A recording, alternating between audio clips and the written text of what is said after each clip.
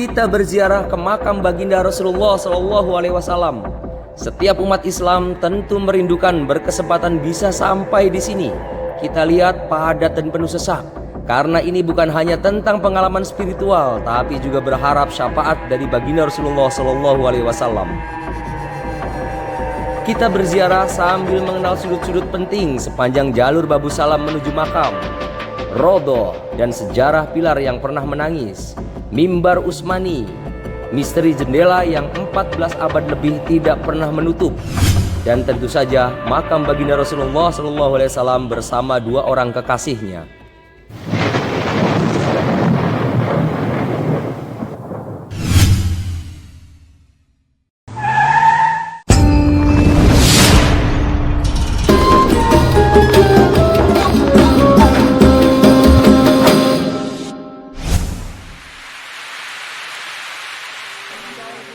Yang pertama kali harus dilakukan saat kita tiba di Madinah adalah berziarah ke makam Rasulullah.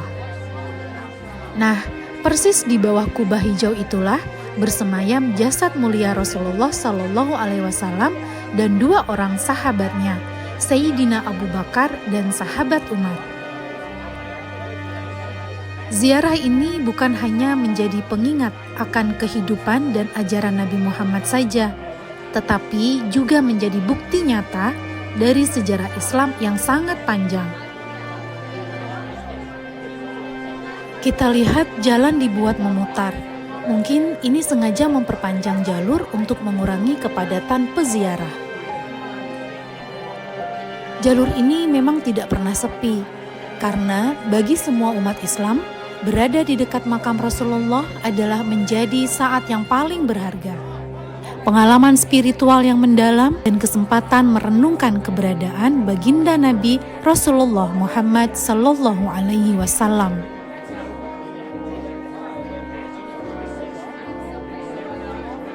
Nah, kita telah sampai di pintu Babus Salam.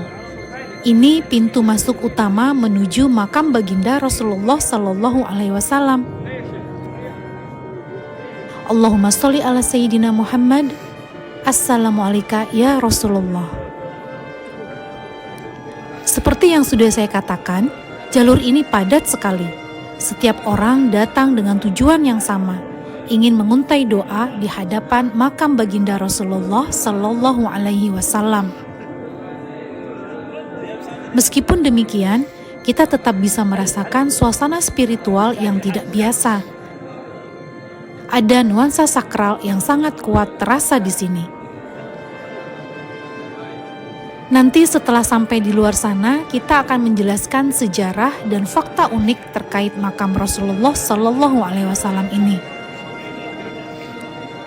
Kita lihat sepanjang tembok berukir kaligrafi berwarna emas yang tertata rapih, dengan paduan warna cerah yang membuat ruangan terkesan terang. Selain juga karena lampu-lampu gantung berjajar sepanjang jalan ini. Sambil menikmati kekaguman indah dan mewahnya suasana, kita tidak lupa untuk mengenalkan tempat-tempat dan sudut penting sepanjang jalur ini. Yang pertama adalah Mihrab Utsmani. Mihrab ini menandai perluasan masjid pada era Khalifah Utsman bin Affan. Menurut riwayat, saat menjadi khalifah, beliau mengimami sholat di sini, dan beliau juga sering berdoa sambil menangis di sini, di mihrab ini. Menengok ke sebelah kiri kita ini adalah taman surga atau raudhah. Di sana ada semacam gapura tertulis mabaina baiti wa mimbari raudhatan min riyadil jannah, tempat berdoa yang paling fenomenal yang sudah kita kupas lengkap di video sebelumnya. Dan pilar di sampingnya itu, ini dulunya pohon kurma.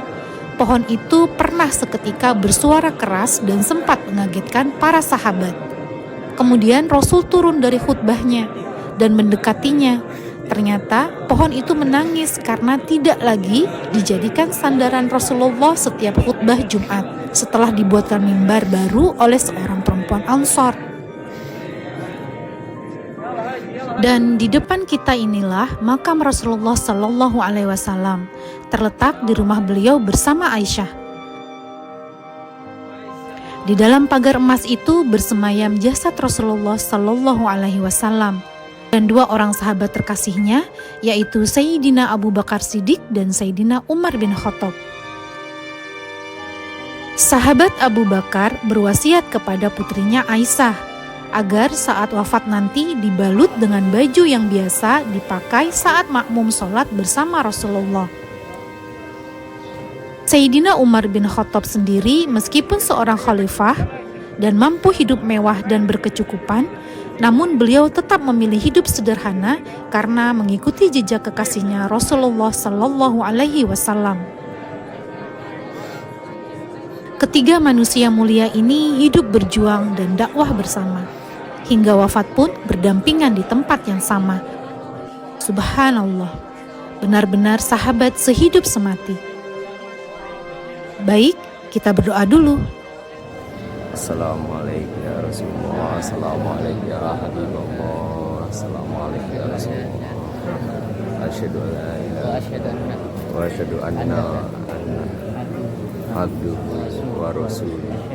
Asyhadu annaka أديت الأمانة al-amanah نصحت الأمة وجاهدت في سبيل fi الله. sabilillah.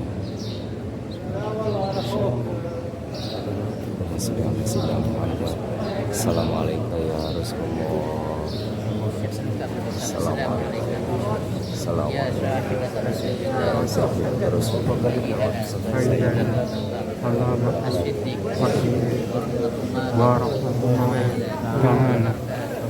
السلام عليكم يا فاروق يا مدخل الإسلام سيدنا عمر ابن الخطاب رضي الله ورحمة الله تعالى وبركاته. Persis di depan makam Rasulullah ini adalah jendela Hafsah, putri dari Umar bin Khattab, sekaligus istri dari Rasulullah sendiri. Sebagai ayah sekaligus Amirul Mukminin, saat itu Umar meminta Hafsah untuk pindah rumah bersama saudaranya Abdullah bin Umar untuk memberi ruang bagi orang-orang yang ingin berziarah ke makam Rasulullah. Ummul Mukminin Hafsah pun menurutinya dengan syarat jendela rumahnya itu tidak dibongkar dan tidak juga ditutup selamanya untuk mengingat saat-saat indah bersama Rasulullah. Jendela Hafsah menjadi saksi bisu tulusnya cinta seorang istri kepada sang suami dan keteladanan Rasulullah Sallallahu Alaihi Wasallam yang sungguh mempesona ini terpahat abadi di benak istri, keluarga, dan para sahabatnya. Alhamdulillah kita telah berziarah dan berdoa di hadapan makam Rasulullah Sallallahu Alaihi Wasallam. Dan sekarang kita keluar dari pintu Baqi. Masya Allah, lega rasanya bisa sampai di tempat ini. Tidak seperti ziarah di makam pada umumnya. Di sini kita hanya berdoa sambil lewat saja. Karena memang di sini ziarah tidak begitu direkomendasikan ya, sehingga makam harus dipagar besi. Konon di dalamnya dikelilingi tembok berbentuk segi lima berlapis logam timah yang sangat tebal dan tidak berpintu. Bahkan di bawahnya pun ditanam juga lapisan logam untuk menghindari percobaan pencurian jasad Rasulullah yang pernah terjadi sebelumnya. Baik, alhamdulillah jamaah sudah berkumpul dan kita kembali ke hotel. Terima kasih sudah menonton, semoga bermanfaat, berkah dan maslahah. Wassalamualaikum warahmatullahi wabarakatuh.